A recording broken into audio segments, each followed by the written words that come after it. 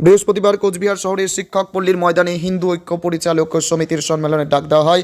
ইতিমধ্যে এই সম্মেলনের জন্য পুলিশের অনুমতিও নেওয়া হয়েছে। এদিন সংগঠনের পক্ষ থেকে অভিযোগ করে বলা হয়, তাদের সম্মেলন শুরু হবার আগেই তৃণমূলের নেতৃত্বরা ঘটনাস্থলে উপস্থিত হয় এবং তাদের কর্মসূচিতে বাধা দেয়। পরবর্তীতে কোতোয়ালি থানায় খবর দেওয়া হলে পুলিশ ঘটনাস্থলে উপস্থিত হয়। সংগঠনের পক্ষ থেকে কি জানানো হয়েছে শুনব।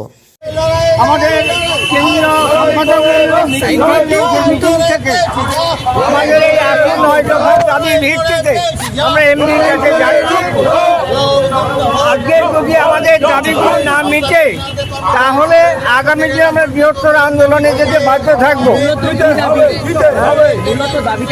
মূলত দাবি হচ্ছে আমাদের পেনশন, মাসিক পেনশন প্রতি মাসের 1 তারিখে প্রদান সুনিশ্চিত করতে হবে।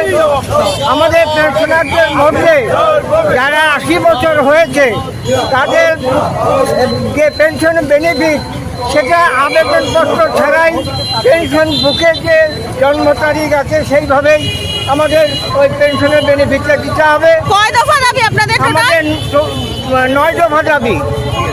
আপনার নাম? আমার নাম প্রহ্লাদ ভৌমিক, কেন্দ্রীয় কমিটি কার্যকরী সভাপতি। সৃষ্টি করেছিলেন, এখানে মারধর করেছেন?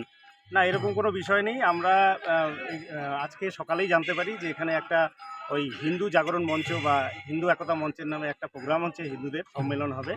তা এর আগে আমাদের যে কোনো প্রোগ্রামই হোক, সে স্কুল স্পোর্টস থেকে শুরু করে ছোটো ছোটো প্রোগ্রামে আমাদের জিপিতে জানানো হয় এবং আমাদের এই এলাকাবাসী সকলেই আসে প্রোগ্রামগুলোতে। তা এনারা রাতের অন্ধকারে হয়তো বা মঞ্চটা করেছে। আজকে সকালে এলাকাবাসী আমাকে খবর দেয়, পরবর্তীতে আমি এখানে দেখতে আসি। আমরা বলছি যেহেতু পুজো হবে, হনুমান পুজো হবে, সেটা হিন্দুদের দেবতা, সকলেই এই পুজোয় অংশগ্রহণ করতে পারে, কোনো অসুবিধা নেই। কিন্তু পুজোর নামে এই মন্দির ঢেকে মঞ্চ করা হয়েছে, এটাতেই এলাকাবাসীর সমস্যা হয়েছে। কারণ ঠাকুরকে বা যাকে আমরা পুজো করছি তাকে পেছনে রেখে সামনে মঞ্চ বাঁধাটা মানে এটা হিন্দু ধর্মের কালচারে পড়ে না।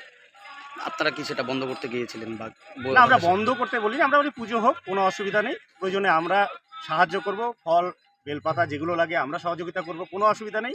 কিন্তু আমাদের এই এতটা অঞ্চলের লোক কেউ জানে না যেখানে পুজো অর্চনা হবে, তাহলে হয়তো বিশাল সমাগম আরও হতো, প্রচুর মানুষ আসতেন। যেই অভিযোগগুলো করছে সেগুলো মিথ্যে অভিযোগ, সম্পূর্ণ মিথ্যে অভিযোগ, ভিত্তিহীন অভিযোগ। এখানে জনসাধারণ আছে, আপনারা তাদের কাছ থেকেও শুনে নিতে পারেন। আমরা সকাল থেকেই আছি, আমরা কোনো রকম যাতে বিশৃঙ্খলা না হয় তার জন্যই আমরা এখানে প্রস্তুত রয়েছি। আপনার নাম? বিশ্বজিৎ মল্লিক, প্রধান, গড়িয়াহাটি।